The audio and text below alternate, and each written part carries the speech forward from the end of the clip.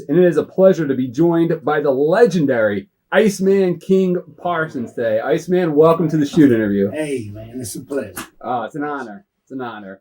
So, growing up, were you a wrestling fan before you got into the business? You know, man, I was, man, you know, and I had no idea that I'd wind up doing this, you know, but, man, I made a pretty good choice. You know? I was a pretty good football player, boxing athlete, you know, Golden Glove 2 years, you know, and run track, man, you know, sophomore, run a 10 flat 100, you know, at 180 pounds. And I just imagine how much better my time would have got if I'd have dropped about 30 pounds, you know. But when you're young, you know, you don't think about nothing like that until it's too late, you know. Yeah.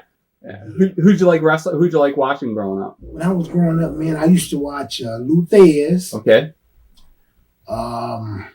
Cowboy Bob Ellis. Okay. Was Pat O'Connor, man. He was an Irishman.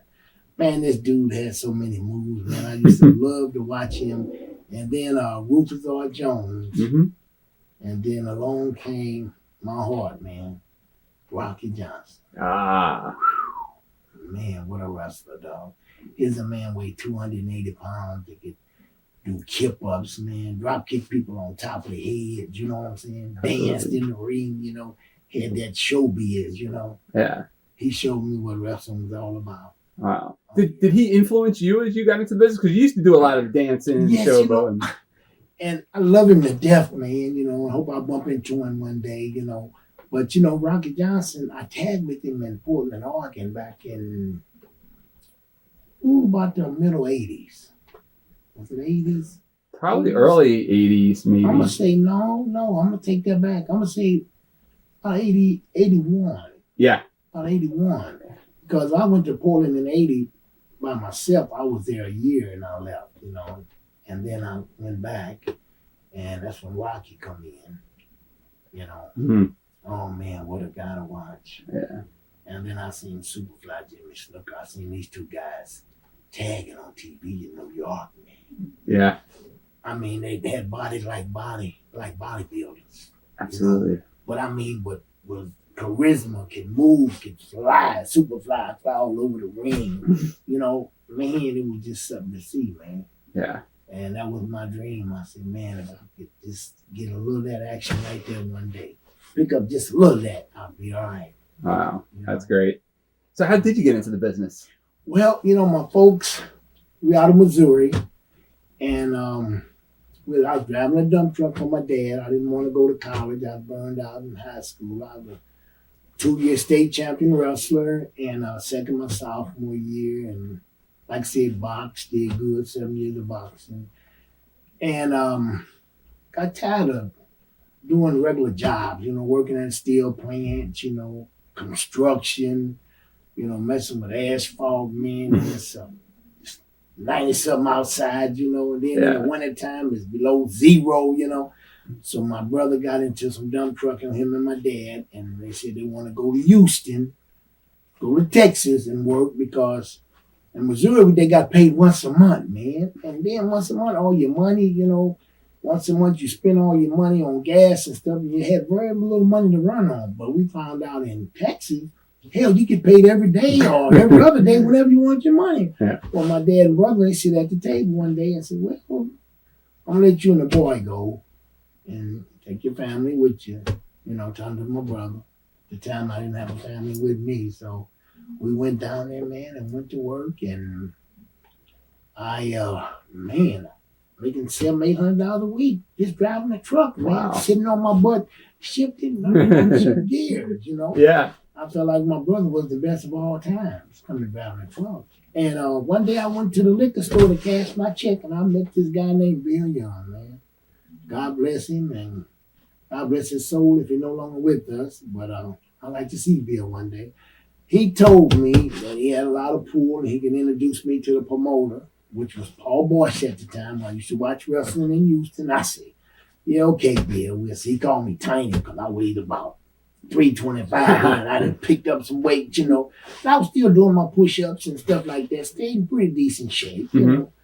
And beginning one day he called me, said, Tiny, come on, I want you to go with me. And one morning we went down there, it rained, went down there that morning about 11 o'clock. He said, come on, man. He surprised me. Took me in the Paul Boss office. Wow. Sure did, man. And Nick Kozak was there. Okay. Yeah. And was Paul there too? Paul was there. Paul introduced me to Nick Kozak, and we talked a little bit, and I showed him some little paperwork where I was amateur wrestling champion and stuff. And he said, okay, let's do this here. So he had Nick to get on all fours. Well, me to get on all fours, and Nick got on top of me. When he clapped his hand, I shot up in the air, cut to my feet, and turned and faced Nick, you know. And he said, that's enough, that's enough. He said, okay, son. Well, now we know you ain't lying. We know what it's about. This is what it's going to cost. So it cost me $3,000 to be trained.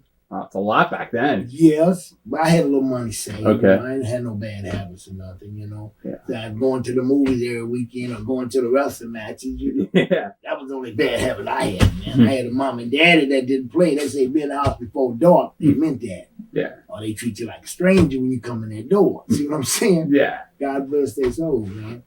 But I trained, and I started training in about middle of 79. And then I got depressed because I did a couple shots. I went to Shreveport. Nick them sent me down there to wrestle for Bill Watts at the time on TV. I wrestled a guy named Tank Patton, the Army helmet. Oh, okay. Dressed up in the Army gear, you know, and learning the business, you know, and went out there and went 10, 15 minutes with him. Because he beat me, I was green, you know, learning the business. And then I wrestled, then after that, I left and went back home. I made $75 that day, man. Wow. You know, I said, well, that's pretty good. You know, $75, 10 minutes in the ring. Yeah. You know? I said, man, if it's going to be like this and maybe a little higher, I can dig this. So then I went back home, and then it was another week or so. I was still driving the truck for the family. And then they called me again and said, I got your shot in Corpus Christi. You want to ride with me? So I met him at the meeting place, and we started driving. He pulled over. He said, here, son, can you read a map? I said, not that good, but I can follow directions. He said, okay, show me how to read a map. He said, here's 35. This is where we're going. We're on 35. You follow this here to this exit right here. When you get to this exit, you wake me up. Well, he had a little bed in the back, a little yellow thing. You know, and we took off, and I drove. We stopped and had a little lunch, and then I got back under the wheel, you know, paying my dues, you know. I didn't know this is what you do, called paying your dues, and it was like, I think it was like 4 or 5 cents a mile, you know, chip in on the gas and everything. So we did that, and then I went down there and I wrestled a second match, Maniac Mark Lewin. Really? Second match? Yeah, and Gary Hart was his manager. Wow. Well, my outfit, it cost me $500. I had some boots come up to about, you know, my calves, up over my calves a little bit, close to my knees. I had on that KP for King Parsons, which they told me that's a good name for me, King Parsons. You know, my name sounds good. So, man, I had a big old throat, big throat, man. So I'm going down these steps, man, going to the ring, and somebody said, here come KP. I said, somebody know me? Then somebody said, yeah, Kitchen Patrol, you know. Everybody started laughing. And then I got in the ring and stuff, walking around a little nervous, you know, first, you know, second time in the ring, man, you look nervous, you know. So then here come Maniac Mark Lewin. Here's a guy like this wide with a 29-inch waist. Yeah. Big old 23, 24-inch arms, man. When the referee rung the bell, man, I don't remember nothing. Wow. That man beat me and beat me. He pinned me. I was bleeding, bust my head open. He beat me all the way to the steps, beat me up the steps, all the way to the dressing room, man. It took 3 guys to get him off me. Wow. I said, man, I don't know if this worked, this dog. You know what I'm saying? Yeah. And I said, I don't know about this, you know. But then I called my dad that night. He said, well, the son, is up to you. He said, but if you want to be a star, you got to give me a star effort. And from that day on, man, I started doubling my exercise. I started doing like 1,000 push-ups a day. Wow. Sit-ups, Hindu squats, calf raises, crunches, until I started losing. I lost about 20 pounds, you know, got a little better shape, stronger. And then I started doing a little better, you know. Yeah. But because of Nick Kozak, man, I owe that guy, man. He's a great guy, man. It don't get no better than the Kozak brothers. Wow. How soon did they smarten you up, or did it take a while before they trusted you to kind of let you in? And they smartened me up after that match when Maniac walked on. Okay. Maniac, yeah, he come back in there and told me, he said, son, they didn't smarten you up. But he said, it's like this. It's not like this. He said, like this, you blow up, you get tired, and that's what you was doing out there. He said, I had to pick you up, muscle you up. All I'm supposed to do is just touch you, man. I want you up, I'll touch your hair a little certain way, and you follow the lead. Yeah. You know, and they smartened me up, and it was a different feeling once I found out that, you know, the business was to work. Yeah. You know. But hey man, I wouldn't trade nothing for it. Yeah. You know, it's hard finding a job that you really enjoy doing, man. And I was just a pretty good athlete, man. And I loved it, man. Yeah. Wrestling was my thing. Yeah. And is it true as part of paying your dues, you used to drive the ring truck early on? Well, I did it a couple of times, Yeah. you know what I'm saying? Help put the ring up, I refereed, you know what I'm saying? Okay. Sometimes I'd wrestle and have to referee Mm-hmm. after I get through wrestling. Parsons, get dressed, we need you to referee, you know? And $25, man. Yeah. That $75 I hadn't made in a long time. Yeah. $25 a night, man, which I was making $600 or $700 a week driving a dump truck for the family. I said, man, I don't know. You know, I called Pop and said, Pop, I ain't making, but he said, hey, son, don't nobody know you. Yeah. He said, that's what you call paying your dues. Yeah. He said, you driving the oldest truck in the family. You're not driving a new truck. You start off with an old one. Because your brother did too. Yeah. So you just paying your dues. That's what you call paying your dues, son. Save your little money, spend it wisely. He said, I got you through high school. He said, I can't do no more for you now. You're on your own, you're a young man. He said, now I'm handling your business. Wow. I never called home for nothing, man. And I think that's what everybody loved about me. But also they was upset at me because our family was real tight. Yeah. I come from a family of 8, and we was real tight. If 2 of us got to arguing, Daddy with both of us. No, not one. Fight me. And it don't matter who first, because both of you got me now. And man, I learned over the years that family blood is thicker than mud. No matter what, somebody's got to be smart enough to walk away. Yeah. See, but Pop really drove me, man, and told me ain't no such thing as I can't. Yeah. You know, he said, put your head to the ground and stone and go get it. And in this business, man, don't get me wrong, sometimes I feel like I wanted to quit because I heard a lot of black jokes and stuff, man. You know, and you go into a territory, man, it's honest God truth. And I didn't want my boys to go through it. You know, you hear a lot of black jokes, or you go to territory, it's 30 whites, but it's 1 black, 1 Mexican, 1 Japanese. Yeah. And it was hard for me to take that, you know, to understand that. And then the payoffs, you wrestle a guy, his payoff was different than yours. But he couldn't have did it without you. Yeah. You know, but I just kept my mouth shut, going with the punches, you know what I'm saying? Yeah. Yeah, man. But I didn't want my boys to go through it, you know. Did you experience any of the older veterans that came up from a different time period? Did you experience racism with any of them when you started breaking in? Yeah. Yes, man. Yeah. And I don't want to call it name because some of them ain't here to defend themselves, you know, but I did. Yeah. But, you know, I just swallowed my spit and I didn't say nothing. Yeah. I just said it's going to be a better day. I just did like my mama said. My mom told me she's a heavy-duty lady in church, you know, heavy in the church. She said, if you have any problems, just pray to the good Lord. Get on your knees and pray. And just ask for a better day and look forward. Don't look back. See what I'm saying? Yeah. And that's what I did, man. I get into it with one of the older guys about him just cleaning his mess up, you know, which I don't mind paying my dues, driving my car all the time. We split the gas because we was paying so many cents a mile. Yeah. You know? We split the gas, but you got newspapers in there, tobacco cups and stuff. When you get out to clean your car, take your side of the car with you that you put in here. That's all I ask. My girls used to get on me about that. Say, baby, why you cleaning up for another grown man? Clean up his mess. She used to get on me about that. So he got on me from saying something to him about it.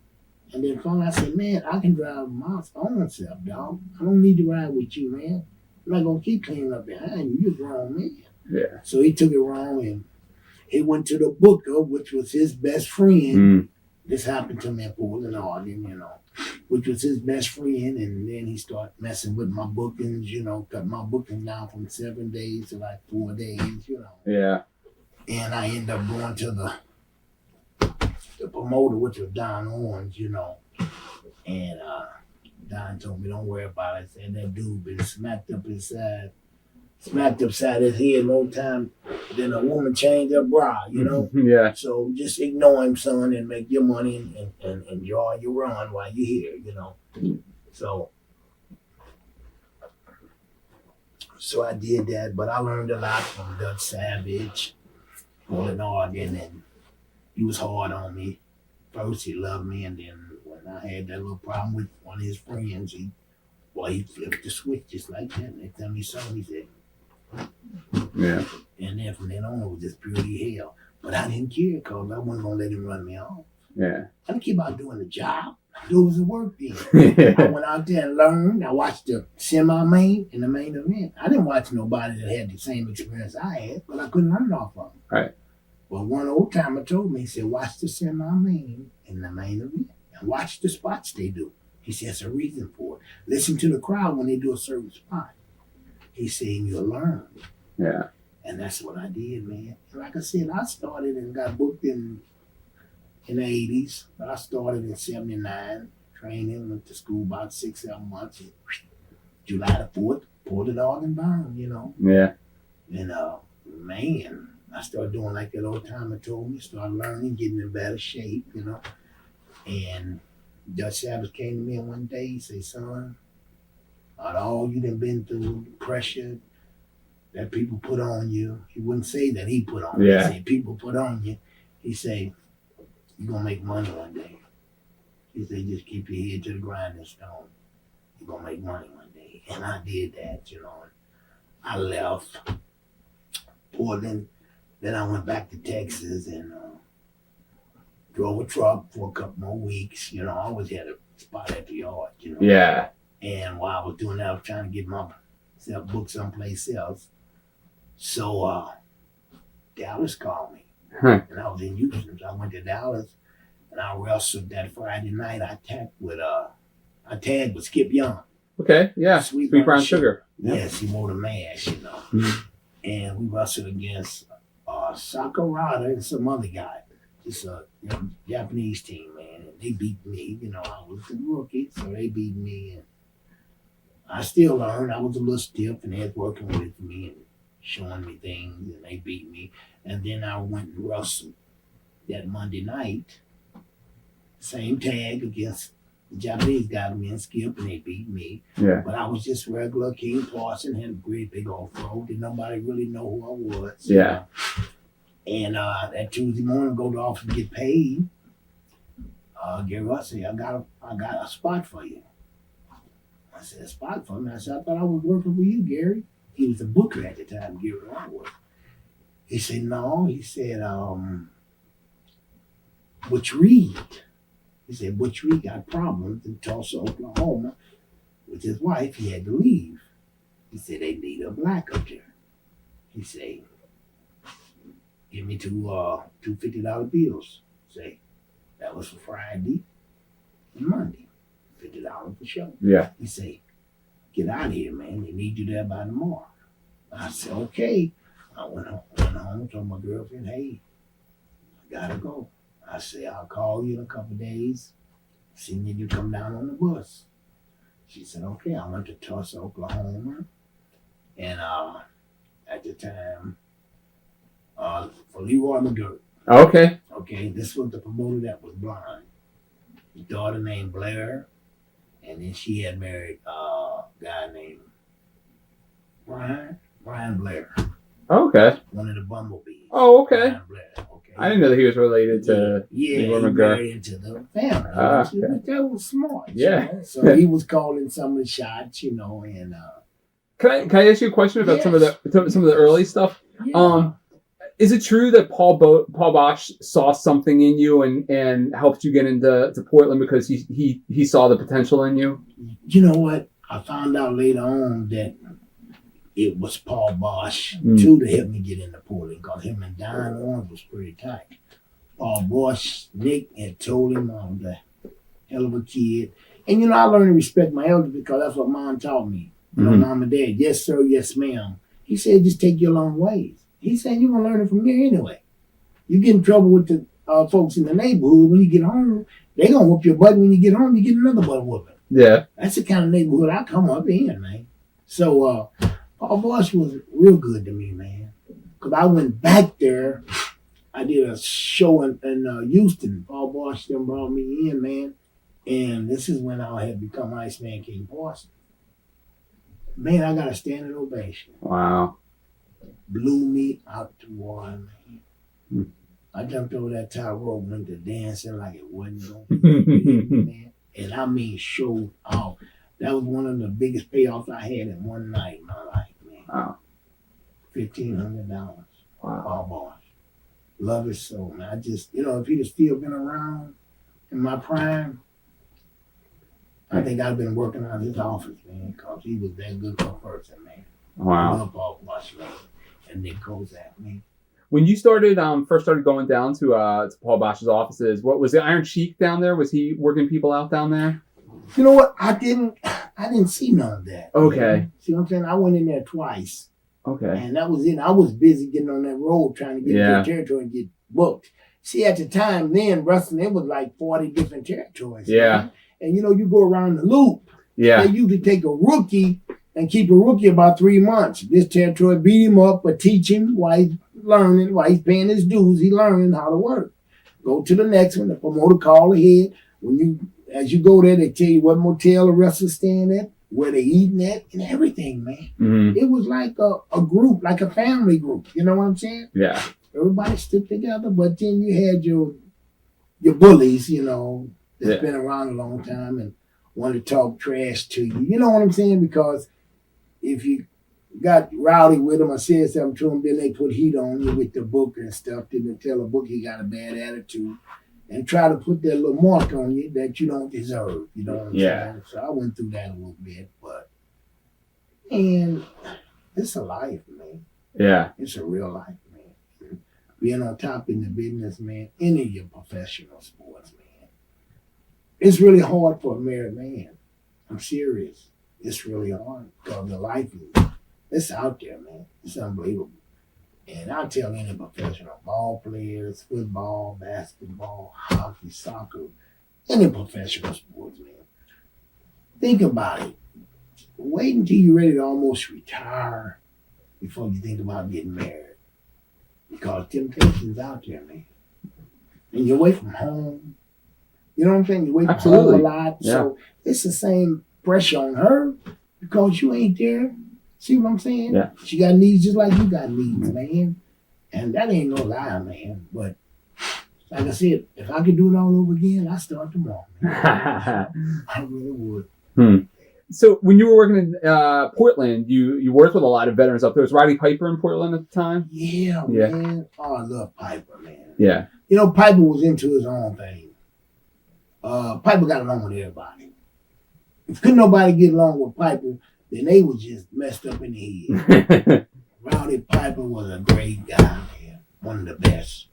One of the best guys I ever bumped into was Roddy Piper, man. Wow. He was arrogant. Didn't give a damn about nothing or nobody. When it was time to do his thing, he went out there and did his thing. And if you didn't keep up, you got left behind. See what I'm saying? Mm-hmm. He taught you, bring your ass on. We ain't come out here to mess off. Come on with it. See what I'm saying? Because if you don't, the only comeback you get is going back to the dressing room. Yeah. You ain't gonna make me look stupid, you know? That's what Piper was, man. Piper was a trooper.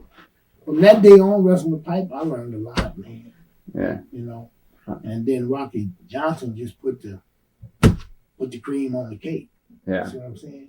Did you notice when you started teaming with Rocky Johnson that a lot of the guys that were giving you problems before were leaving you alone now that you had a veteran with you? You know, that's the honest God truth too, man. But Rocky told me about Dutch Savage, man. Dutch was real hard on me, man. Over his buddy, you know, I don't want to call his name because he's no longer with us. But Rocky said, if you don't stand up to him, he's gonna do it every time he sees you. And one night in the dressing room, he just caught me right, man, and I stood up to him. And I said, what you gonna do? You're beating me every night anyway. Yeah. I don't care. I said, but I'm still learning. I said, but you gonna give me my respect, man. I said, I got a family. And I can't even go and look my wife in the face the way you talk to me sometimes. I said, that's over, man. No more, partner. No more. I said, I'm gonna call Don tomorrow and tell him about this. I said, God, from this day on, if you say something, you disrespect me again, just go for what you know. Because then it's me and you, dog. I ain't got no more to say, because I never did like to talk. Somebody had something they want to do to me. Since you come my way, we got to do this now. Ain't no turning back. Yeah. So leave me be, man. Just give me the respect that I'm going to give you. And after that, he bagged off, man. Then one day he come and told me, he said, I got to give you credit, son. He said, you're going to be a good one day. Wow. So keep working hard, doing what you're doing in training.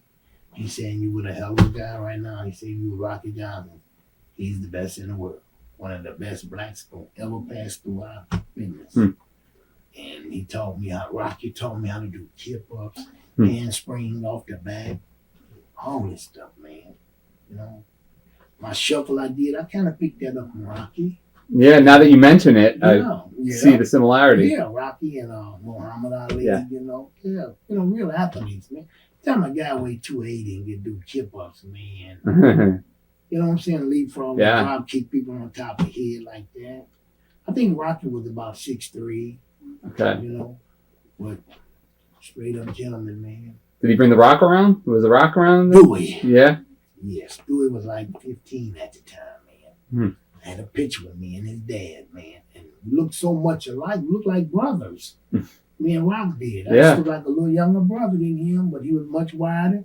Man, I weighed 3 1/4, man. Rocky took me from 3 1/4 in 3 months, from 325 pounds. He took me down to 227 pounds. Wow. Looked like somebody took a hammer, chisel, man, and cut me out. Wow. That guy that was in here tonight, Matt Bourne, me and him used to go at it, man. We used to go at it in the ring. See, in Portland, they had a little thing where you shoot for a minute, amateur shoot. And then after minutes up, then you go into professional wrestling. What does they ask you about that? Was that something with Don Owen's brother or something Roddy wrote about in his book? Owens, yes. Elton used to get off, man. He'd send us out there and let us shoot for 1 minute. Elton loved it, man. And I had Matt Bourne beat me a couple times. I beat him a couple times, you know.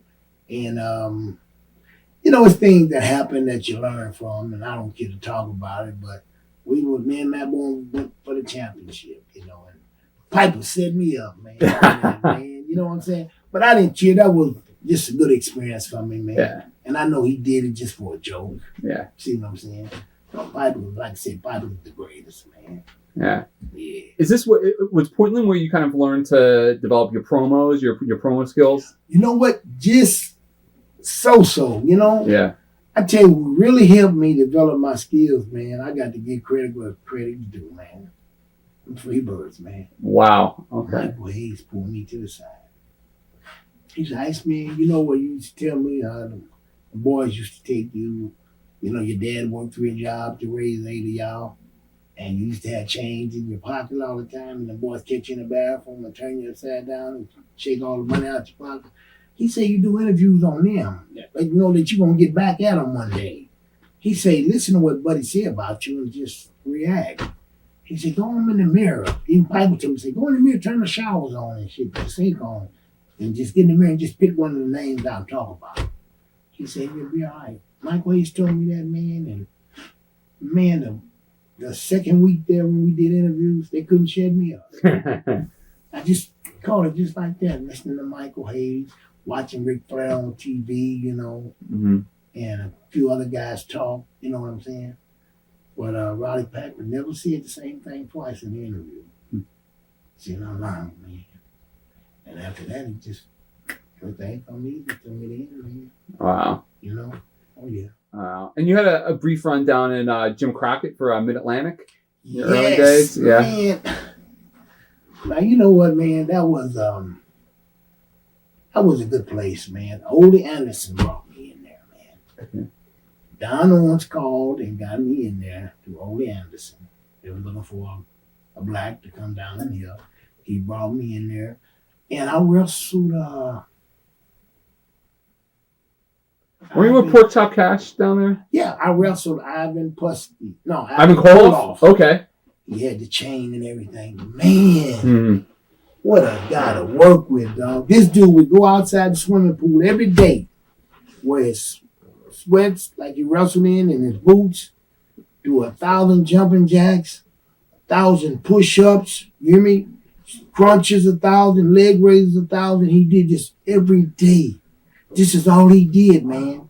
And when it was time to go wrestle, he lay out there by that pool, get that sunshine, go eat what he gonna eat, and go up that road.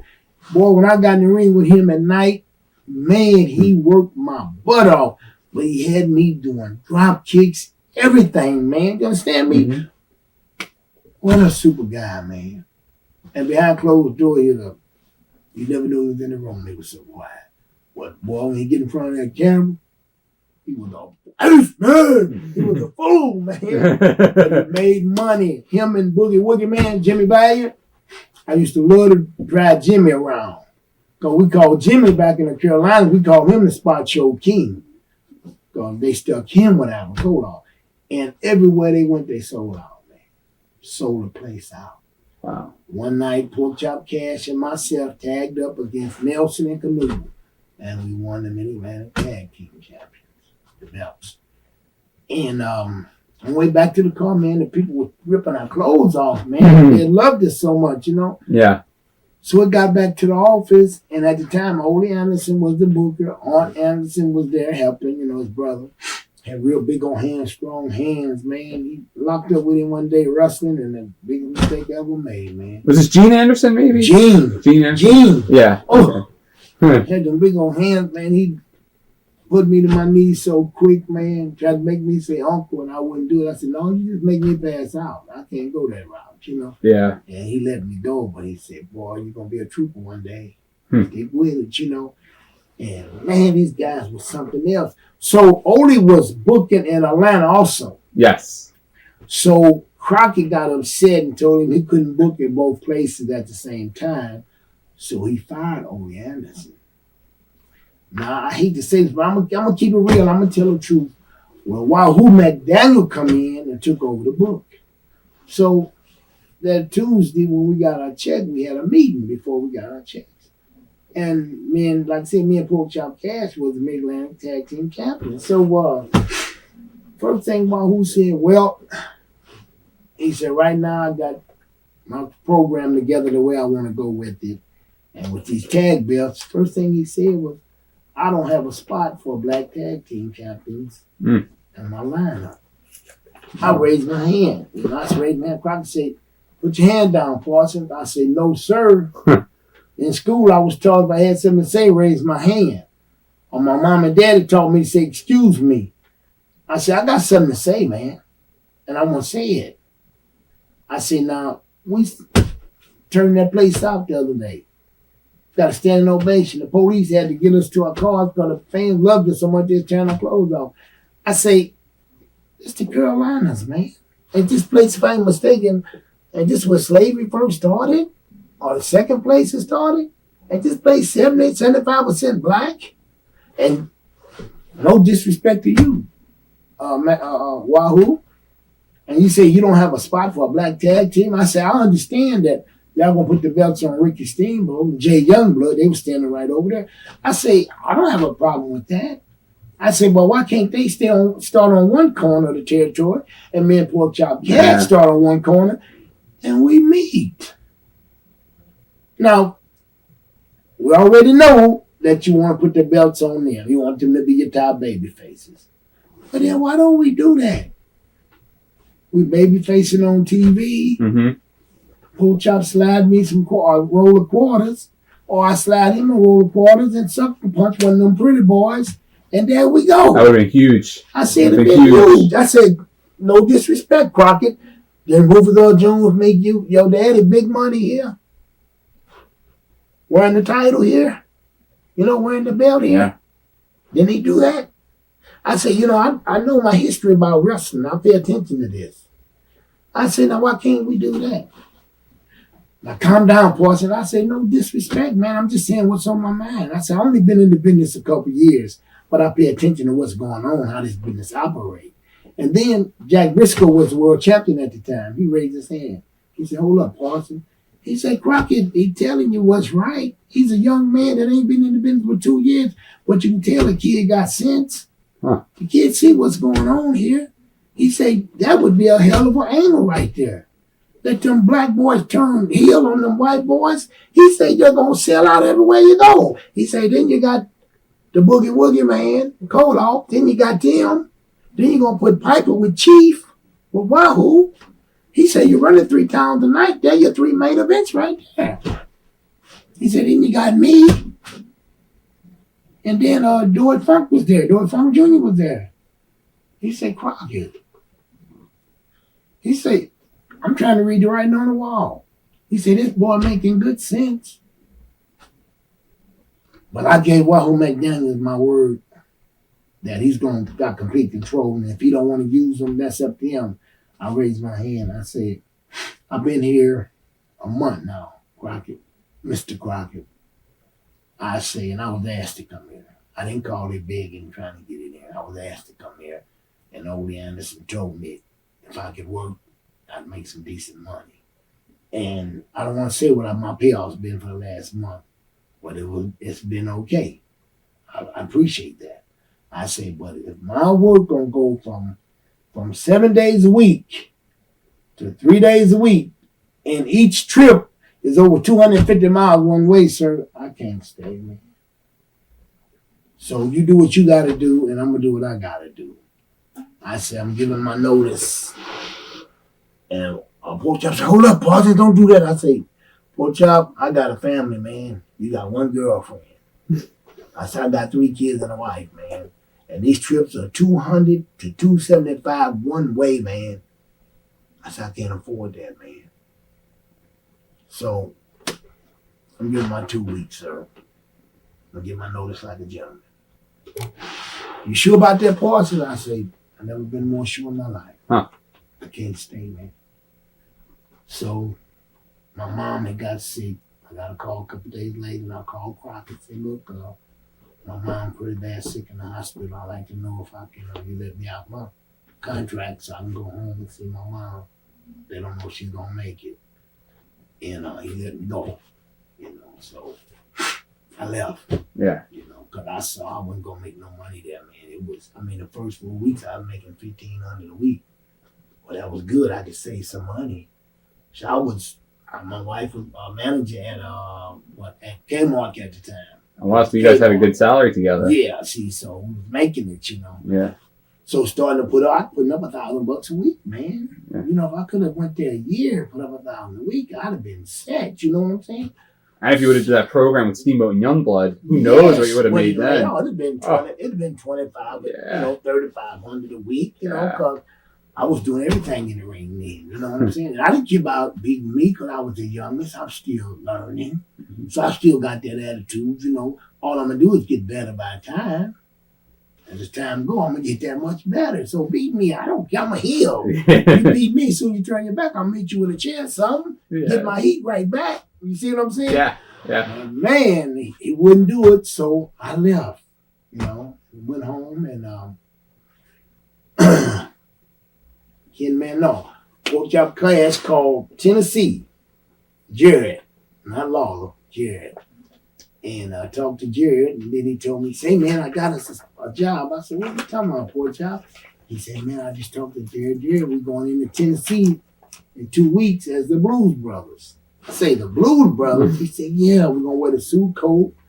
We'll wear the short blue jeans, because he liked to wrestle in short blue jeans. Yeah. With his wrestling shoes on.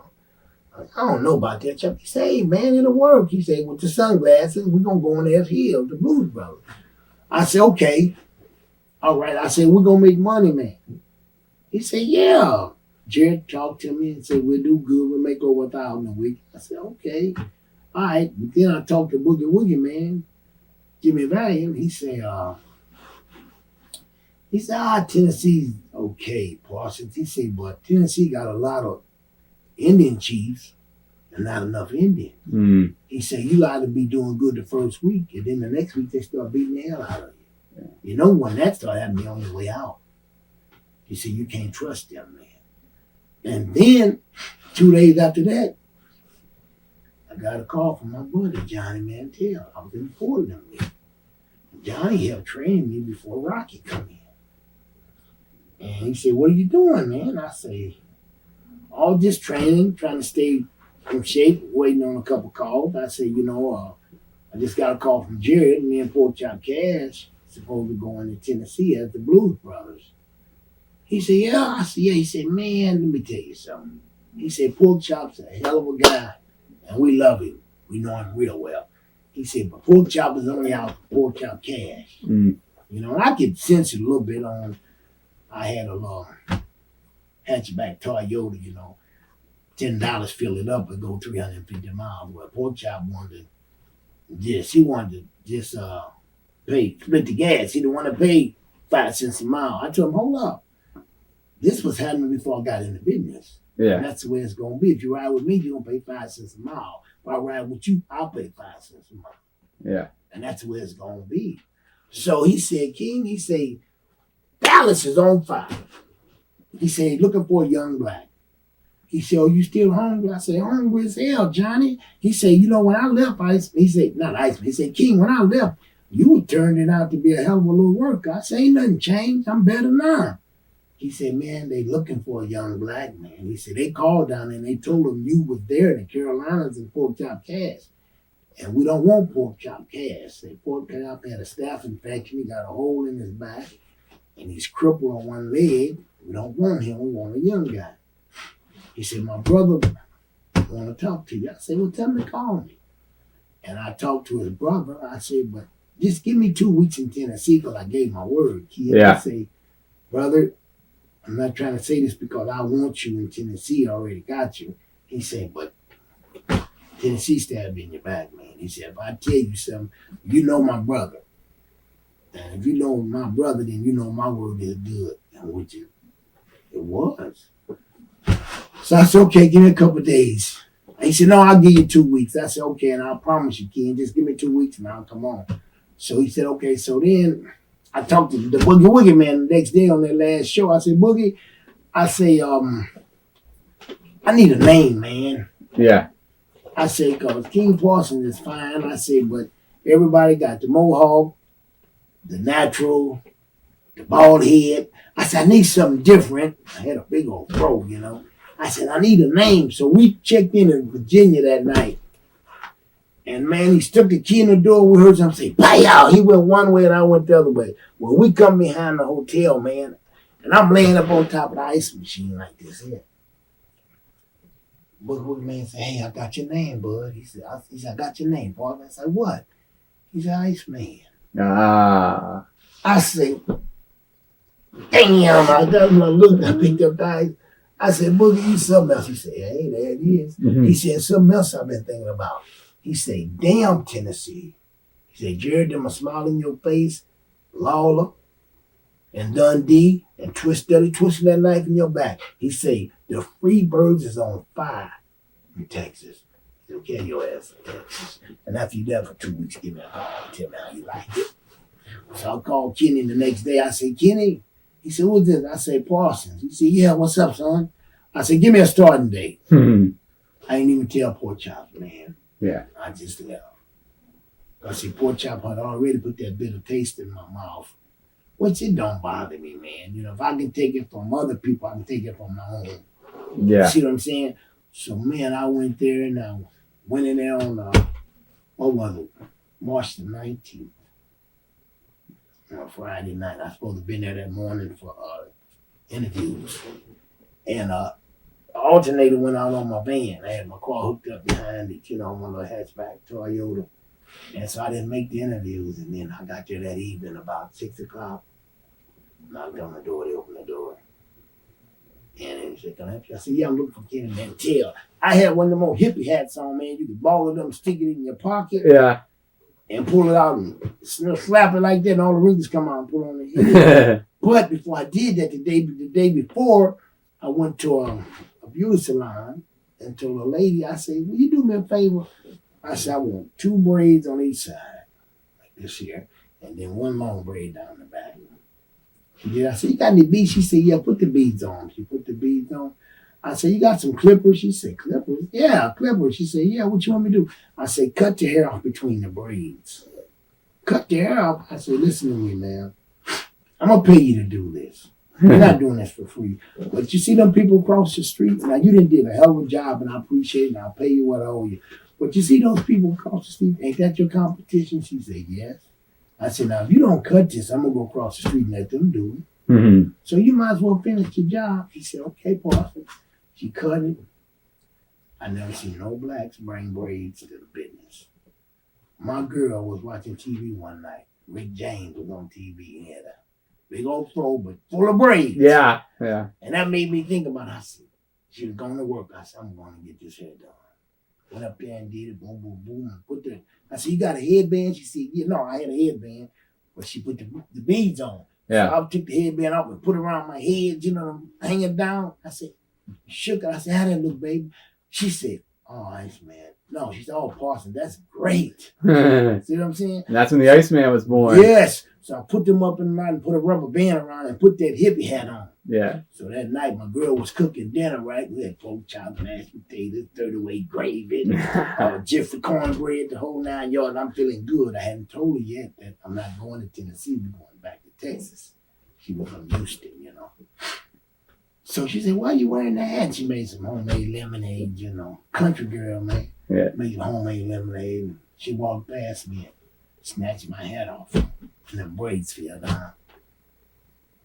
And I put the headband on. She came on, then she turned around and looked. She said, "What did you do?" I said, "Well, how do it look?" She said, "It look good." I said, "There it is. No wrestler ever brought this to the business. I'm going into Texas. I'm not going to tell you now. I'm not going to Tennessee. We're going to Texas. Texas is selling out down there. This is going to be my chance. So you're either with me or you're not. It's up to you. If you're not with me, I'll let you go back home to your folks until you decide what you want to do. But I'm going to Texas. And Houston is right down the street from Dallas." I went down there, man, and had that hat on, my braids up, knocked on the door, come in, and Fritz was there, and Kerry was there. He said, "Can I help you?" I said, "Yes, I'm looking for Kerry and Kevin." He said, "You?" I said, "Parsons, King Parsons." He said, "When you supposed to be at the interviews?" I said, "Yeah, my alternator went out on my van, sir." I said, "That's why I'm late." He said, "Oh, that's understandable." I said, "Well, I couldn't have got here if I didn't get it fixed." He said, "Okay, Kenny will be in a minute." So he sent one of the referees to go get him. Kenny said, "Come in the office." And Kerry, before they was going to get Kenny Mantel, Kerry reached and pushed me in my chest. He said, "Oh, Dad, he hard too." And I pushed him back. I said, "You ain't too soft yourself." You know? See what I'm saying? Yeah. I was weighing about 240. Yeah. You know, thick, man. You know, looking good, you know. So when Kenny come, he said, "Come on in the office, Parsons." I come on in there. He said, "I had that on." He said, "So what can you do?" I said, "Just about anything any other baby face can do." So he said, "Well, what's special? What you got special about yourself?" I reached and grabbed that hat and grabbed a rubber band and threw that hat and pulled them off. Shook my head and braids fell down. I put that band on. He said, "That's what I've been looking for, son." He said, "If you can just walk to the ring without falling," he said, "we'll make money." Man, I went down there, dog. They stuck me in there with Haman Hussein. He said, "Go back there and talk to Haman Hussein. Y'all set your match up." He said, "And come back and let me know what you got." He said, what do you like to do for a finish? I said, an ass bump. He said, ass bump? A turn stump? I said, no. I'll shoot him in, he hit that rope, I hit this rope. When he come, I'm meeting him, I hit him in the chest with my butt. I say, just look at it first and tell me what you think. He said, okay, y'all got the match together? Yeah, he said, okay, here we go. He got a camel walk, he do each corner of the ring. He said, when he start to that last corner, I want you to sweep his feet. Can you dive over the top rope? I said, yeah. He said, hit him with a drop kick. As he's getting off, hit that rope, hit him with your ass bump. Let me see it. I swept his feet. Them people went through the ropes, man. I jumped over that apron, grabbed that top rope, and dumped over that top rope, man, and started doing that shuffle. Yeah. Hit him with that drop kick. Bam, he went down as he was getting up. I said, hell, I might as well get him two. Bam, I hit him again. He went down as he's getting up. I'm hitting that rope. When he turned around, I caught him with that ass bump, man. Boom, and covered him 1, 2, 3. Man, I slid out the ring. When I slid out the ring, the people grabbed me, dog, and shot me straight up in the air. I said, oh, man, I done beat up the wrong one, you know. Yeah. Set me on their shoulder, man, and walked me to the door, to the dressing room door, man. That's some debut. I say, Jesus Christ, these people love me, man. When they opened the door, Fritz was standing there like this here. Kerry was right here. Bam Bam, Michael Hayes, and Buddy Roberts right here on his knees. They looked at me. They said, kid, you are over. Fritz said, if I didn't believe it, if I didn't see it, I wouldn't believe it myself. Wow. He said, son, can you go wrestle on the second tape? I say, shit, I can do 3 or 4 tapes. I'm in shape. He said, told Kenny, he said, put him on the next tape. I say, what is the Cowboys' favorite colors down here, man? They said blue and white. I had a blue and white outfit with some sky blue wrestling shoes. Yeah. I had them sky blue tights. You understand me? Oh, yeah. I went in there and put that outfit on, man, and come in that ring with them ribbons on, you know, that band on and braiding them ribbons on. Man, I couldn't believe it, dog. This time he said, can you go about 15 minutes? Can you do a backdrop and land on your feet? I said, yeah. He said, I want you to do that. Drop kick, hit the rope, use your ass ball. I beat Haman Hussein in like 29 seconds, 30 seconds. Yeah. I wrestled the dragon, Haman Hussein, on his boys. I beat him. I hit him with that ass bump. No, I hit him with 2 drop kicks.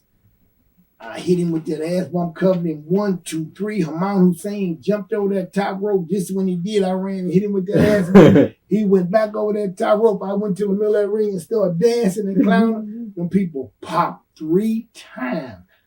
I slid to the floor. Boom, they picked me up again, man. Brought me to the door, set me down.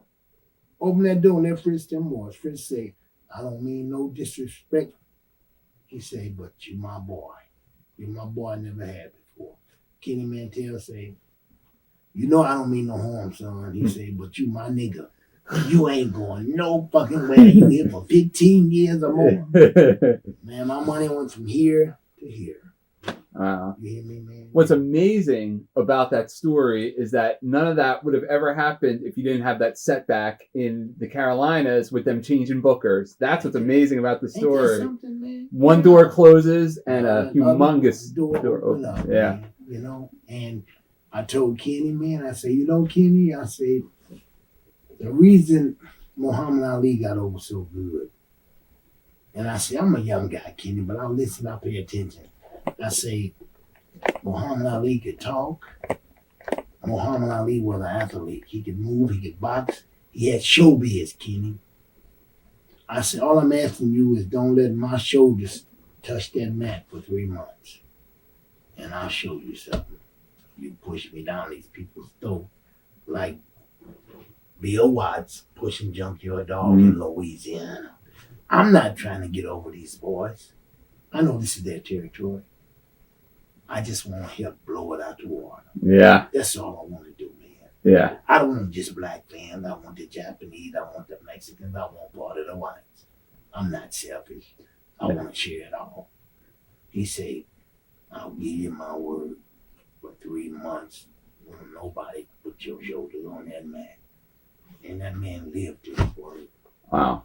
That's one man I always respect, Kevin Mandel, man. Always. We were talking about a little bit in the tape change. We were just talking about how different your career would have been if you would have stayed in the Carolinas and when I went there. And you just made a great point about the television, how powerful it was in world class. Oh, Channel 39, man, it was a gospel station. See what I'm saying? Yeah. A religious station.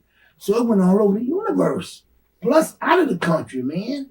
You know, we got booked in Israel, went over there, and man, I got a standing ovation in Israel, man. You know, they had they star. Israel Star is the Star of David. Mm-hmm. The people ask me, say, Iceman, we want to make you an outfit. What color would you like? I say, what is y'all national anthem over here? Yeah. You know, he said blue and white. He said, I think he said blue and white. I said, what do y'all use? I mean, what kind of emerald? He said, Star David. I said, I want a sweatsuit with the star on the back. A big star on the back, Star David. And I had a star on my chest. They said, that's great, Iceman. You got the Star David in your chest. But nothing but a star, man. I was in Wahoo wrestling and got to taking some tequila shots with some friends of mine, man. And they studying them little shot glasses. They had shot glasses like that, man. And we were shooting them. Well, my buddy was shooting them past his face. After I had about 8, he was doing this shit like he was taking them and throwing them right side his face, throwing them on the floor, but I'm taking them. So I passed out in the bar. They take me home to their pool hall and lay me on top of their pool hall table. I'm passed out. I wake up in the morning like this here. Open my eyes. I'm doing this. What this grease is from? Shit, I wear on my chest. I said, oh, shit. I get up. I look in the mirror. They done put a tattoo in my chest. Star David. Wow. So when I went to Israel, they saw it and they fell in love with me, man. With the braids and stuff, man. Israel, they treated me like I was. Didn't you want to kill somebody after waking up and finding out that you guys had too? Because it was just fun and joking, you know. Yeah. That's all. And see, wrestling, man, they do ribs, man. They do ribs on you, you know. And I don't mean no harm, but man, they'll pee in your drink and stuff, you know. And you don't get mad, you get even. Yeah. Pee in your shoe. You know what I'm saying? So if I heard Buddy Roberts was infamous for that. Man, he was the reign leader, dog. One day we was in, what was that? We down below San Antonio somewhere wrestling. And Samoan, 5'2" and Samu, found a rattlesnake on side of the road. Dead rattlesnake, and while Junkyard Dog was in John using the bathroom, taking a crap. They took that snake and threw him over that door, man. Junkyard Dog run through the door, man. I mean, the boys just do crazy stuff, man. Yeah. You know, they called Buddy Roberts drunk at the pool one day and found a dead fish on the side of the road. Now, these are free birds to get you, man. A dead fish full of worms, man, and laid it right across his face, man.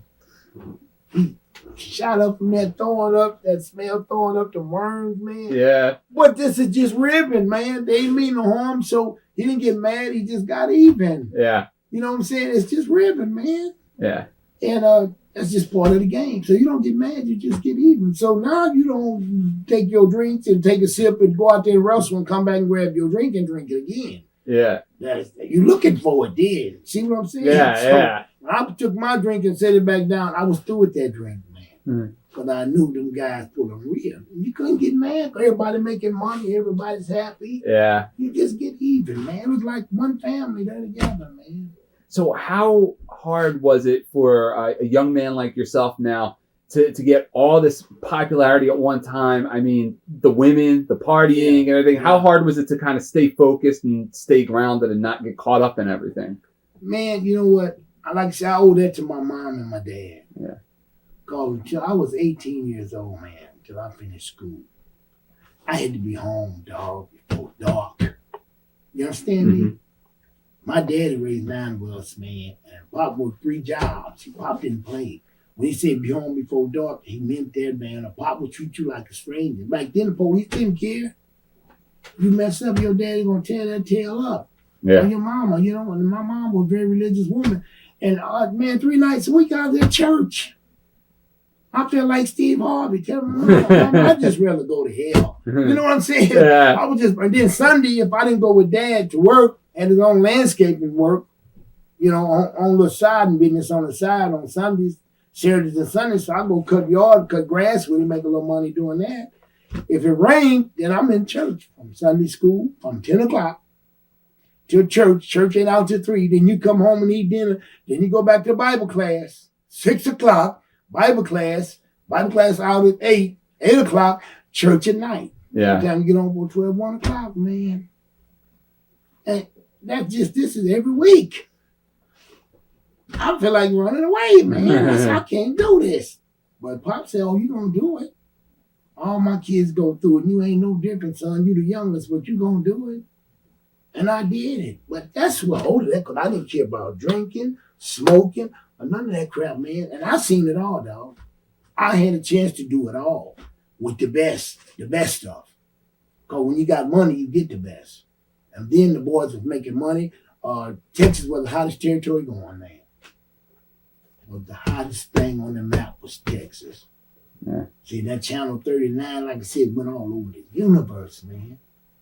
I seen so much stuff going on, man, and I could have had cocaine, any kind of weed, any kind of pills. Then they had a pyramid, a number of Jack Daniels. You know what I'm saying? Did all kind of beer. I just took me 2 bottles of champagne and just did my thing. Yeah. So I see y'all in a little while. In a little while, I'll be the next day at the next show. See what I'm saying? Next night, same thing, man. This went on forever. But every morning I got up, I went to a YMCA or a gym in town. There wasn't none in town. I go back to the room, 500 push-ups, sit-ups, leg raises, Hindu squats. I trained. Yeah. Sweat all that poison out. And then champagne ain't bad. I was working out. You can sweat all that out your body anyway. Yeah. So I trained every day, man. Wow. That's what kept me going. And for as my dad said, ain't no such thing as getting hooked. You can't.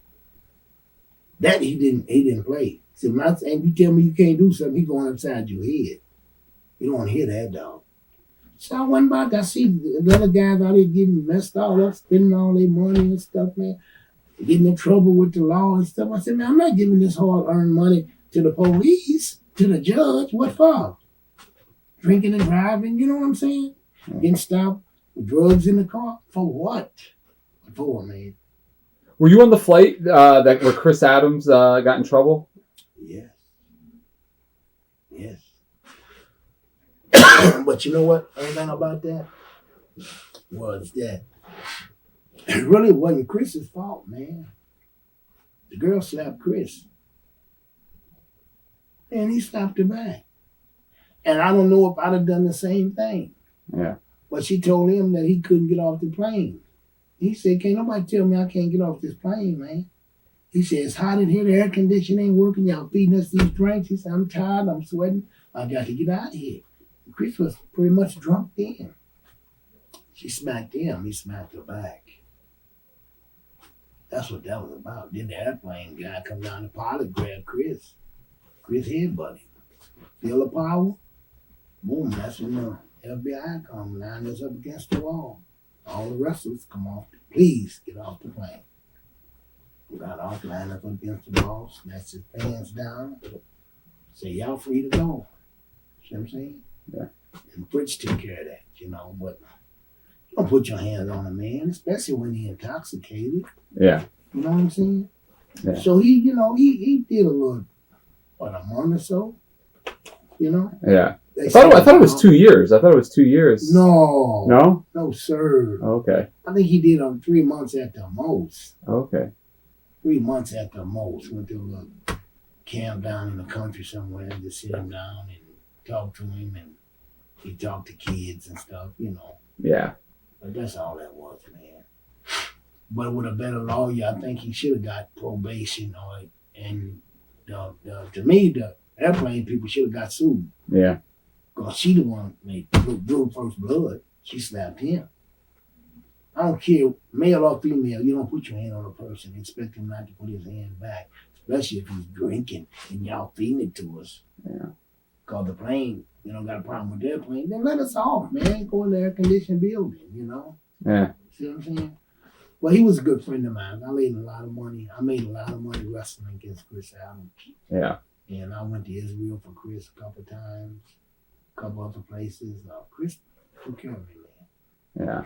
I just finished watching that new documentary on him that Gary Hart and Mickey Grant were working on, The Gentleman's Choice, about Chris's life. I don't know if you know anything about it. No. Yeah, it's a whole documentary, and Kevin Von Erichs in it. Talks a lot about Chris, and talks about the airplane incident as well. And I saw a clip in there. Chris was putting on these these quasi shoot fighting shows. They were kind of like these work shoot fight, and you were the referee on some of them. Yeah. What were the story behind those shows? Just something different. Yeah. And with the wrestling, just something a little extra, that people wanted to see. Yeah. Yeah, a couple guys really tried Chris, but see, a lot of people know Chris was a judo expert, man. Yeah. Chris knew judo, man. Yeah. And Chris a man. Anytime he wanted to be a man, he could be a man. Yeah.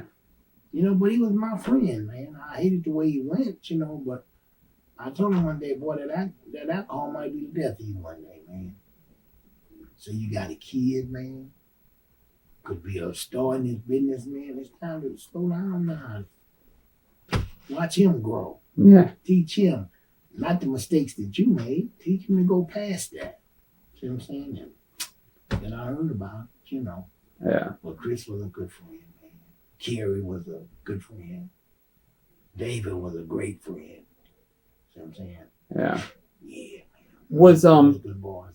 Like over the last couple of years, it seems like there's really been more of a fascination with world class. Like WWE, they put out a documentary on world class, and I think somebody else did put another documentary out, and they've talked a lot about the boys, the problem the boys had with the drugs and the partying. Did it concern you as a friend of theirs, seeing some of the things that you saw? Yeah, but you know what? You can only talk to a grown man for so long. You know what I'm saying? Mm-hmm. And they don't want to hear it. They don't want to hear it, so then you back off. You don't want to turn our conversation into a misunderstanding. You know what I'm saying? So if you ain't going to listen to mom and daddy, you ain't going to listen to a friend. Yeah. So who's any closer to you than your mom and your dad? And you don't listen to them. You see what I'm saying? Yeah. And that's the way I looked at that, man. Did it ever affect it? Did it ever affect like when you had to work with those guys in the ring? Were there ever any nights where somebody told us on a shoot that there was one night, maybe it was Tommy Rogers, where Kevin passed out and he had to give him CPR in the middle? It happened in Fort Worth, man, Texas. Yeah. And his daddy told him, I heard his daddy told him, say, thanks for what it's worth. But he felt like he should have let him die. Wow. His daddy was that fed up with them boys, man. His daddy, Fritz, built an empire for them boys. And I don't fault Fritz, man. Fritz did a hell of a job. You can't blame that on Fritz. Yeah. How can you be out of the country making hundreds of thousands of dollars? You build that empire for your boys. Well, mama should have been at home, should have been doing what my mama did to me. My dad worked 3 jobs to raise us. And boy, we got to let mama would hit you in your head with them old high heel shoes, them heels that damn long pointed, would draw blood, man. Hit you in the head with a rolling pin, a mop stick, broom, anything she got her hands on, man. Mama would tear your butt up. And then when daddy come home and said, come here, boy. What you doing to my wife? And before you knew it, man, went upside your head, man. You been over and kicked you in your butt. Don't ever mess with me. That's my wife. I'll kill you. Leave my wife alone. See what I'm saying? Yeah. All she had to do was step up and be mom and daddy while he was out the country. Then sit on her butt, enjoying the fruit. You see what I'm saying? Yeah, absolutely. Pearls, new cars. Take care of his boys. I can't fault Fritz for that, man. Fritz was a hell of a man, dog. And gave me a hell of a break in the business. Fritz and Kenny Mantel. Because if Kenny hadn't okayed it, then I never would have met Fritz anyway. Yeah. See what I'm saying? But behind meeting him and everything, Fritz was a hell of a guy. See what I'm saying? But I owe everything to Kenny Mantel. Yeah. My damn brothers, but they brought me in here. And that's why I've been ever since, man. Did you notice a change in Fritz after David passed? Because some of the guys that have done interviews with us said that Fritz was never the same after David passed away. You know what? I didn't see Fritz that much anyway. Yeah. But after Kerry got in that trouble, man, Fritz kind of gave up. Yeah. because he saw that they didn't learn from the mistake of David. Yeah. He felt that it was a hard way to learn, but if you don't learn from the death of the oldest brother, then you just don't care. Yeah. And I think he kind of gave up after that, man. Yeah. But that wasn't Fritz's fault, man. Fritz took care of that woman. That woman never had to work and stuff, man. Come on, man. And I don't understand how she could blame that on that man after everything he done for them boys and her. You see what I'm saying, man? Now, I heard through the grapevine and that Anoki them wanted me real bad. Bob and Anoki them, the Japan, promoters wanted me real bad when I was right in the prime of my life, man, wrestling. But Fritz told me, so I got him under contract. That's what I heard, and you can't have it. Wow. But I gave my word I wouldn't say nothing, but it's no big deal now. Yeah. I don't hate him for it, because I made big money for Fritz, man. You know what I'm saying? So. Did you ever hear anything about, I think it was Bad News Brown when he was alive. He did an interview for us. And I think it was him that said that Abdullah the Butcher tried to keep a lot of black wrestlers out of All Japan. He tried to keep them away because they was afraid it would ruin his deal. Did you ever hear anything about that? Yeah, but you know what? Abdullah the Butcher lied a lot, man. I seen him pictures and everything. I was on a tour with him in Lebanon. And sent him pictures, gave him pictures and everything, man. He's gonna try to get me and me and Coco Beware in Japan together. And he just lied. Yeah. I found out he wasn't nothing but a blowhog, you know what I'm saying? Yeah. But he wanted to use you and then not do nothing for you anyway. Yeah. Just get what he can get out of you, and then you go on about your business, you forget about you. Yeah, I believe that about Abdullah the Butcher, man. Yeah. And it didn't have to be like that, man. For what? Mm-hmm. Well, you know what's wrong with opening the door for other blacks? I don't see nothing wrong with that, man. See what I'm saying? Yeah, absolutely. But he just had that reputation, man. He did it to me and Coco, so it wasn't the first time, so I just let him alone. When I saw him, I come in the dressing room, he's in there wrestling that night. If I was in there first, then he'd speak to me. If he didn't, then we didn't speak. Yeah. If I come in there and he was already in there, I'd say, hey, what's up, Abby? And go on and keep walking, go get dressed. Because that's just respect. That's the way the business goes. Whoever's in there first, you owe them the respect. See what I'm saying? But he thought he was better than everybody else, man. So that stuff didn't bother me, man. How about Bruiser Brody? What do you think of Brody? Brody was bar none. I think he's one of the greatest athletes that ever come through wrestling. But Brody had his problem like other wrestlers did, And I hate to see the way he went out, you know what I'm saying? Yeah. But we went to court, they said in court, this is what I heard, that there's a big time drugger, user, which he got busted a couple times, and said he was a bully. And the guy that killed him was 5'8", weighed about 180 pounds. Brody 275, 280. 6'5", 6'6". It do look kind of strange. Mm-hmm. You know what I'm saying? Mm-hmm. We had a little competition before in Israel. David Manning, I went over there and wrestled with David Manning, and he didn't want to pay me all my money. I said, no. This is what you told me, and this is what I want. I said, I'm not taking a penny less, because you're going to give Brody what he wants. You're going to have Abdullah their money. And I'm semi-main. I'm right behind him. So we the two top cards right here. We the two main shows right here, the semi and the main. So give me my money. If you're going to tag somebody else, tag them underneath. I need mine. I got bills to pay. You know what I'm saying? So he said, I won't use you. I said, you don't have to use me anymore if you're going to mistreat me. I'd rather you wouldn't use me. I said, so this day forward, you don't have to use me. Don't call me no more. Just tell my number up, dog. But you want my money. Then Brody stepped in. I told Brody, I said, man, I'm a long way from home. Over that water.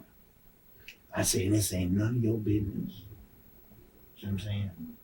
I said, and I ain't scared of nothing to wear a pair of shoes. I about 250 in a grown little weight, in shape. I said, hell, my brother bigger than you. We fight all the time. So if you start this, I'm gonna make you see it to the end. But this ain't none of your business. So the ball's in your court. So what you do from here on, then it's what we gonna do. He turned around and walked off. Then he come back 5 minutes later and say, hey man, I apologize. Something just come over me. I said, hey, different strokes for different folks. Yeah. I'm just glad it didn't get no worse than what it could have, Sure. And that was it, but other than that, Brody was good. He gave me a couple of bookings and stuff, I got along with him, man. Okay. Yeah, but he was, Brody beat up some guys, man. Sometimes I would think, I thought it wasn't worth it. It shouldn't have happened, but it wasn't none of my business. Yeah. I attended my own. See. What do you remember about the Dallas Sportatorium? Man, that was what I remember about it. Man, I'll never forget about it. Yeah, It was my life, man. Yeah. Wrestled in the Sportatorium. I wrestled Harley race there for the world title, man. That's when OU come to town and played Texas in football. They could never draw that night. So they put me against Harley race, And brother had standing room only, man. The fire marshal come in and told me, if you let another person in this door, we're gonna shut you down. Surprise. Man, I made what? $2,500 that night. That was almost one of the biggest payoffs I had besides Texas Stadium. Yeah. Yeah. But man, I had people hanging out the rafters, man. Great. Never forget it, man. Harley race. Hell of a piece of talent. One of the best. How about Buddy Jack? You had that memorable feud with Buddy Jack, the hair cream. Man, I learned so much from them Freebirds, man. My talking, my time in Cherry Garden. But let me tell you something, man. And this is the honest God truth. And everybody had their own opinion. Buddy Roberts was the captain of that ship, man. He taught them boys. I think he got them boys when they was like 15 or 16, man. He taught them boys and he taught them well. I mean, he beat the hell out of them. He pissed on them, real. And he did everything to them boys. Set their pants on fire. You know what I'm saying? Yeah. But he didn't give them no slack. But he taught them, and them free birds turned out to be some hell of a piece of talent, man. Buddy Roberts taught me a lot, man. I was hoping he was here. Yeah. That guy there was like a brother to me, man. Buddy Roberts was like a brother to me. Wow. Yes, sir. You surprised that I don't know if you know that Michael Hayes is a vice president now in WWE? No, I'm not surprised. Michael Hayes is a very intelligent man. Michael Hayes, what impressed me with him, Michael Hayes did all his drinking, all his gimmicks, whatever he did. But Michael Hayes had enough sense to bag out and let it go. He said, I had my time. Now it's time for me to step up to the table and make more money than I ever made just sitting on my butt, pushing out ideas and stuff. You see what I'm saying? Sure. He's a great dude, man. I love Michael Hayes, man. Sure. If you can't get along with Michael Hayes, you can't get along with nobody. That's the kind of gentleman Michael Hayes is. Yes. What are your memories teaming up with Junkyard Dog? Teamed up with him for a little while. I tagged with Dog a couple of times, man. He was a good friend of mine. We rolled on the road a little bit, not much as I wanted to. Yeah. He was in Louisiana, I was in Texas, But Dog had his hang-ups, And he was on top much longer than I was, So he was set in his ways. Yeah. The Dog was a friend, man. He was a good friend. And I enjoyed every minute of it. Even when I had turned bad, I wrestled Dog once in New Orleans on a spot show. And man, I was one of the strongest guys I ever locked up with in my life. Man. Wow. I didn't know Dog was that strong, man. I knew Dog was a man, though. Yeah. You know what I'm saying? And man, he was Dog, Ric Flair, Fritz Von Erich, and Kamal. Them was the strongest guys that I ever locked up with in my life. Them boys were strong, man. Yes. Do you like Ric Flair? Oh, I love Ric Flair, man. Ric Flair is bar none a great champion, man. But I'm gonna say this: being put in that position that he's been put into that many times, really did it to me. Mm-hmm. Because I was the black Ric Flair. Yeah. I had 15 different outfits, 15 pair of boots, trunks. I was flashy. Ric Flair was flashy. And I could talk on that mic like Ric Flair could. See what I'm saying? Yeah. And that's what my people liked about me. And not just my people, a lot of people. Because I could talk on that mic, and then they saw me come down that aisle. They knew it was going to be some wrestling going on. Yeah. See what I'm saying? And my daddy taught me that. He said, if you want to be a star, you got to give a star out. And that was training, doing all them push-ups, lifting weights and stuff, being in shape. And then Kenny Mantel, I'll never forget, he said, let me tell you something. He said, you watch the matches. He said, every time you go to that ring, every time, son, he said, you try to steal the show. And that's what's going to make you money. That's what's going to make the people remember you. You go to that ring and lay on your butt, they're going to say, oh, he's so-so. Mm-hmm. He's sometime he can work when he wants to. But he said, if you go out there every night and give it 100% every night, they're going to remember that. And brother, the biggest thing of my life was in this business when I beat Kerry Von Erich for the world title. Mm. You know, out of Junkyard Dog, Butch Reed, Coco Beware, those two brothers out of Houston. Maybe Norville Austin, was he there? No, not Norville. Oh, Harlem Heat? Harlem Heat. Yeah. And one more, they brought out of, what's his name, the football player that they went as Doom. Oh, Ron Simmons. Yeah. Out of all of them boys, I was the first to have that world title. Now, don't get me wrong, I had the Texas Brass Knucks, the TV title, the tag, the 6-man title. Mm-hmm. See what I'm saying? Yeah, yeah. I had all those belts. But the first black to hold the world title, the first black American. Yeah. The world title, man. That was me. And that's one thing they can't take away from me. Kenny Mantel told me that. He said, if you don't keep it for 3 months, son, remember. Mm-hmm. He said, you were the first. Nice, man. They can't take that from you. Did it ever get frustrating because you were so over, but you knew you could never be the top babyface because it was Fritz Von Erich's territory and you had Kerry and Kevin that were always going to be ahead of you no matter what you did? Did that frustrate you at times? No, because they hated to go on after me. Mm-hmm. And that frustrated them. Yeah. See what I'm saying? Kevin, I didn't worry about him. Modern day warrior. Nah, I respected that, you know. Don't get me wrong, he did what he did, and he was. But sometimes to be competitive, you had to be competitive, to be strong, you know, to go with them boys, man. You had to do little stuff here and there, you know. And I ain't gonna lie, I did a little sauce here and there, but I had enough sense to take care of business, you know, do enough just to get you across the line.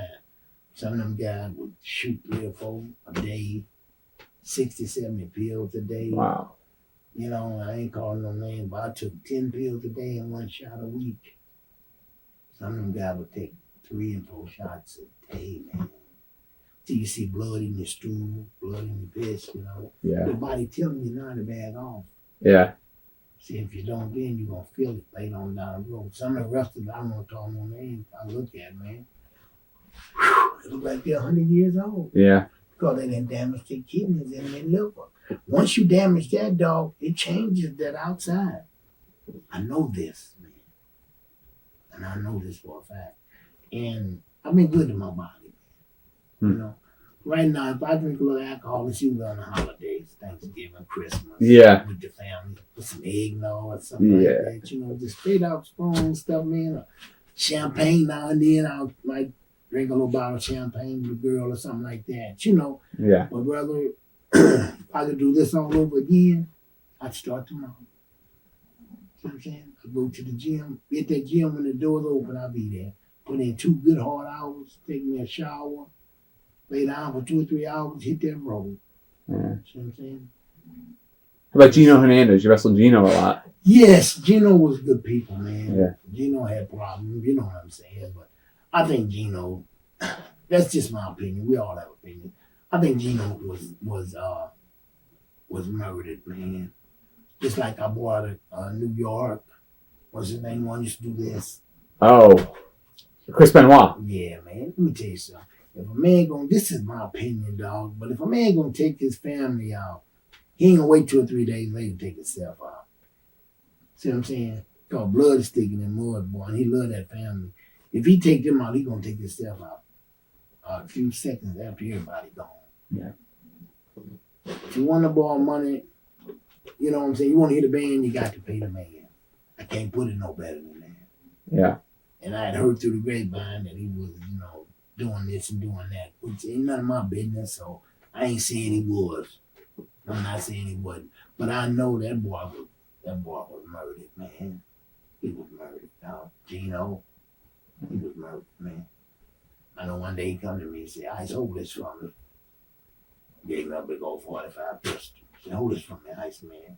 Could have went to everybody else. Freebirds, everybody else. Came to me. Bruiser Brody, he came to Ice, man. Hold this from me, bro. Well, when he got through wrestling, he didn't go to the shop. He got his pistol, grabbed his back. He said, thanks, man. I see you tomorrow. I said, okay. That boy was murdered, man. Gino liked to play that bet on that football a lot. Mm. You know? Yeah. He did. But he's a grown man, dog. You know, the decisions you make, you got to live with them. See what I'm saying? Yeah. Yeah, man. With Brody, got to live with the decisions, man. I heard some stuff, dog, and I heard that.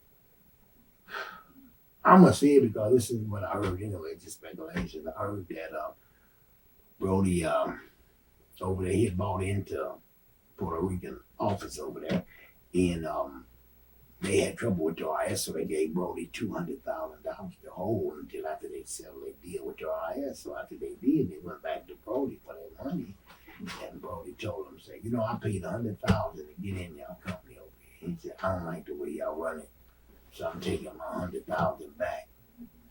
And they said, well, that's okay, Brody. All right, fine.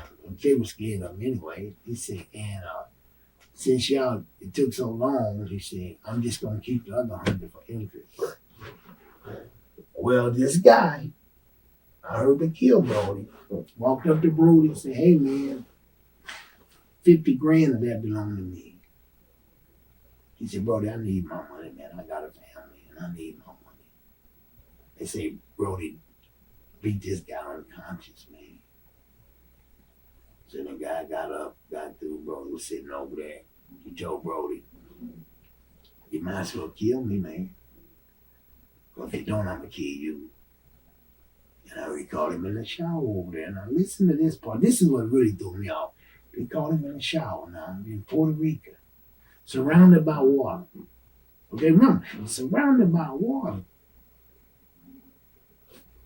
So his face that real good with soapy guy walked around with a machete. Wow. Cut his guts wide open, holding his guts. Stepped him back his knee. Put his head back, took that knife, that machete, and stepped it to his throat. Now, I heard this, so you can't say this is true. I'm just telling what I heard.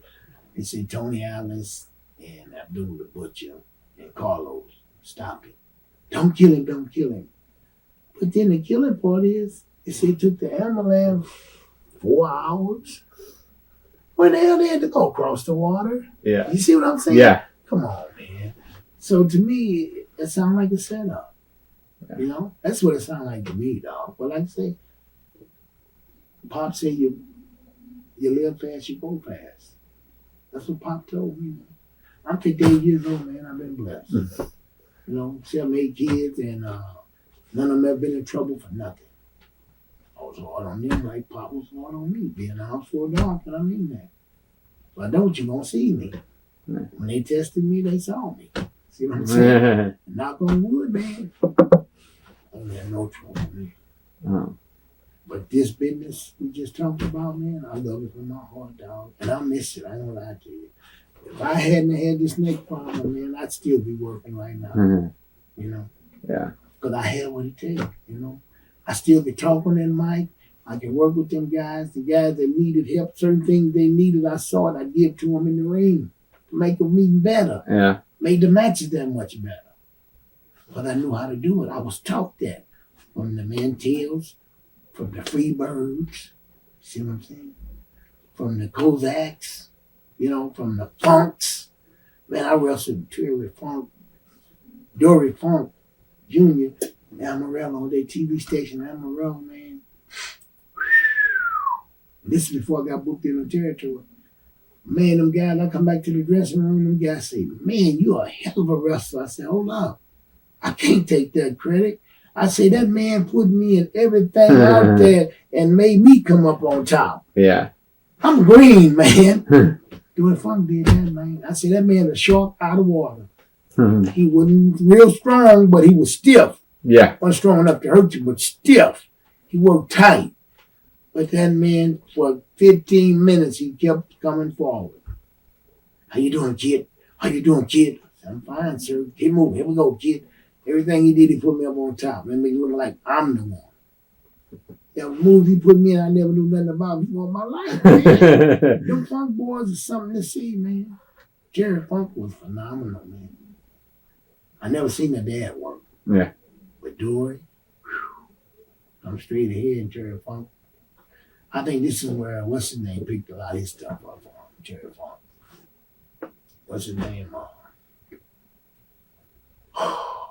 Boy, they do all the more crazy bumps. Mick Foley, Cactus Jack? Cactus Jack, Yeah. man. Cactus, to me, Cactus wasn't a hell of a worker, so he turned his business into taking hell of a bumps. Yeah. He was smart. Yeah. See what I'm saying? He said, I can't do all these moves like these other guys do. Let him follow this. Cactus Jack would destroy his body taking crazy ass bumps, but he made money doing it. Yeah. Jerry Funk could do anything. You know what I'm saying? He could do all kind of moves and shit and do crazy bumps. Yeah. See what I'm saying? Them kind of guys you take your hat off to, man. Yeah. Boy, no. Them kind of guys is part of the business. And I hope one day they look at me like that because I work my butt off in that ring, man. You know? Yeah. And I appreciate my profession. Yeah. And if I could do it again, brother, boy, none, like I said, I'd start tomorrow. And knowing what I know now, you can hold me back. And the business has changed so much today now. It's not the same. Yeah. It was a semi-shoot then. Man, yeah, guys try to sucker punch you. I've been sucker punched 4 or 5 times. Guys try to take your spot. See what I'm saying? Anybody in Texas try? Shoot, yeah, man. Yeah. Try to hurt you. Yeah. Absolutely. But I was always in shape and I was stout. I had that experience. Boxing and wrestling. I wasn't scared of nothing more for shoes. Yeah. But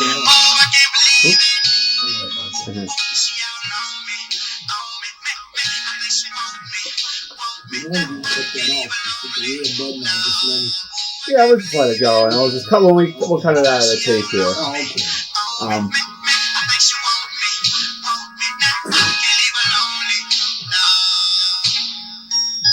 There we go. Good.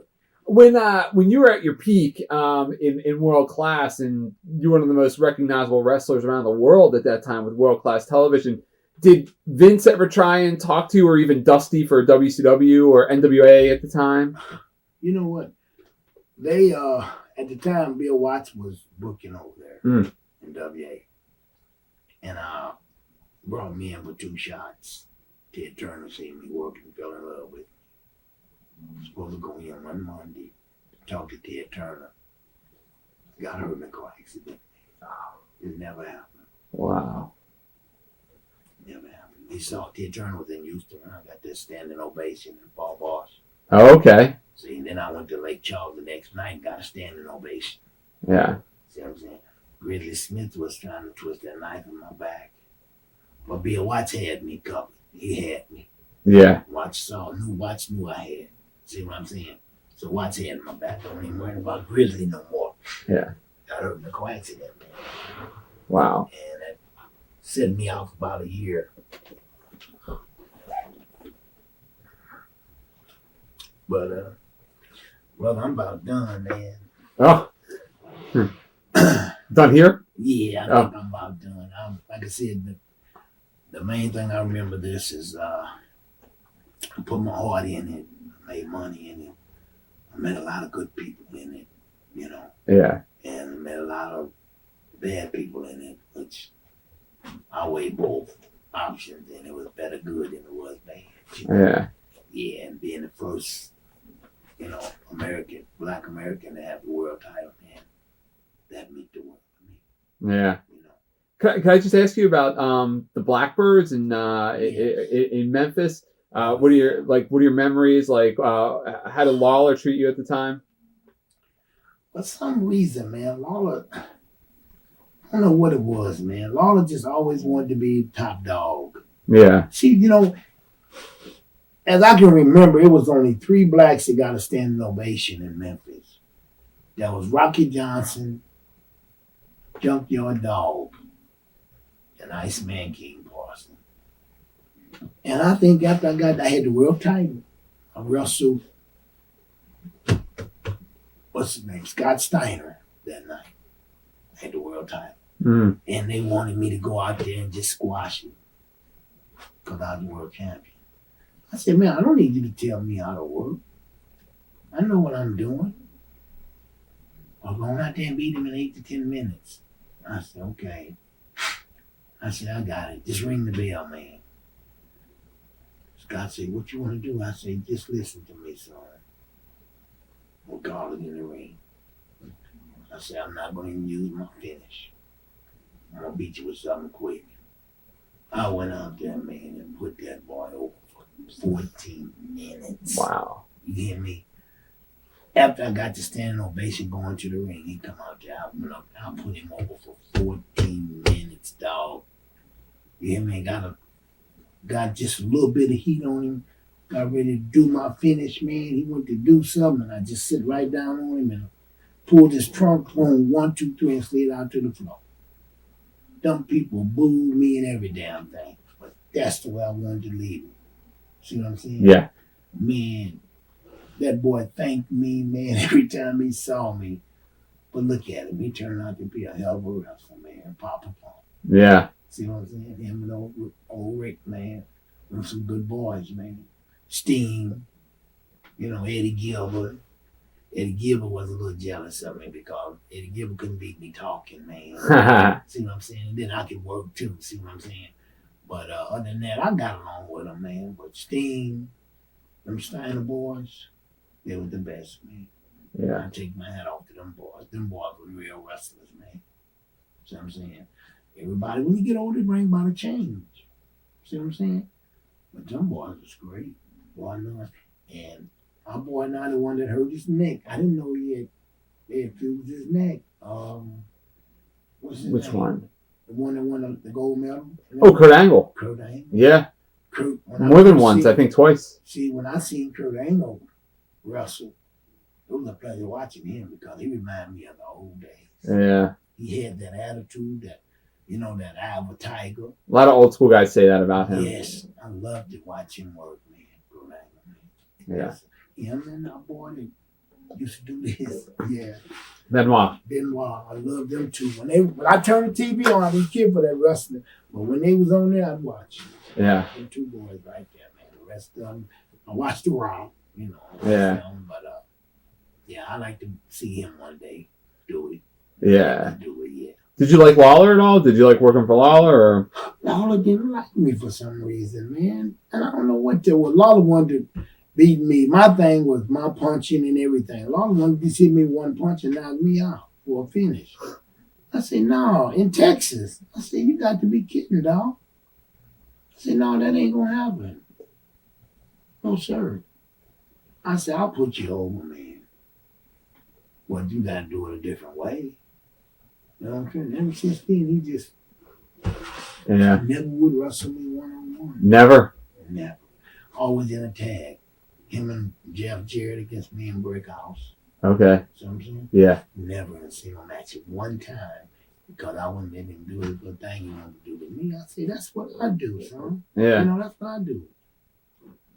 Nah, that ain't going to happen. See what I'm saying? So, And the Undertaker was down there too, just breaking in when you were down there. yeah. Okay. Master of Pain. I don't even remember him that much, man. Master of Pain is big tall guy. Dutch Mantel was managing him at the time. Okay. See, I don't even remember him that much. Man. Okay. But he's a pretty good old kid from what I heard. You know what I'm saying? Yeah. But you know how it is, man. How the business is. Yeah. Yeah. What made you? What was it that made you hang it up? Like what was it that caused you to stop doing shows and taking bookings? Well, I hurt my neck. 03. Oh, okay. 03, I took it. Well, this was happening all over through the years, and when I took that bad bump from my waist up, man, I couldn't move. I could see my hands up like this here, and I look over this way, and my arm laying down here. And I turn back and look this way, and they up here, and I look that way, it's an arm laying down there. I said, hell, I know I ain't got 4 arms. Yeah. I said, what's wrong? I said, I'm moving my legs like this, but I can't move my upper body. Just tingling. Like somebody sticking me with pins, you know what I'm saying? And the referee come to me and say, what's wrong? I say, tell him that I'm hurt. Don't touch me, I'm hurt. That was Action Jackson at the time. Okay. Because he never understood. Actually, to me, he never understood. Once you get a finish, that's it. If you want to pick a guy up and beat him up, throw him out the ring for you didn't won. That's a heel move. Yeah. See what I'm saying? Get the 1, Absolutely. 2, 3, get your hand raised up and get out the ring. So he said, what's wrong? I say, go get a couple referees. And y'all help me out of here. I said, the people don't know. They just think it's part of the show. So they got me up there and helped me out. And they thought it was part of the show. Got me behind the curtain. I said, just lean me against the wall. I said, I can feel it coming back. And then finally it went away, man. I told my son that happened on a Friday. I told my son that Sunday, I said, if it don't go away by this weekend coming up, I said, I'm going to go to emergency. So that Saturday night, man, I'm still, now the tingling went to my knees, all the way up, down both arms, all the way up to here. I told my son, say, man, something wrong. I said, take me to emergency. They shot me in there, man. I told them what was wrong. They took x-rays. They did an MRI at the hospital. They shot me to a specialist that morning. Okay? He did a CAT scan on me. He said, come here, Parsons. He said, man, you were a pleasure to watch. He said, but now it's time to take care of business. He said, your whole body tingling? I said, yes, sir. He pulled that CAT scan out. He said, look, see 2 of my, right here, 2 bones in my neck. It's up like this here, sticking in my spine. He said, that's what the tingling is, son. He said, this is from over the years. This ain't just for a bump. He said, you get rain today and you slip going out this hospital and you be paralyzed for the rest of your life. He said, we need to fix this like right now. He said, so when you want to do it? I said, yesterday. I said, put me in a hospital right now. I said, put me in a hospital bed right now for a couple of days, clean me out, and let's do this.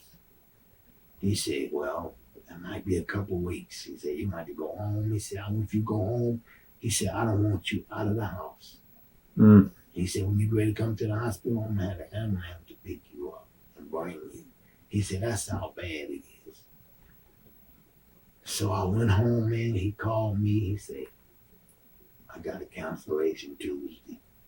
He said, Monday, don't drink nothing past 12 o'clock Monday night.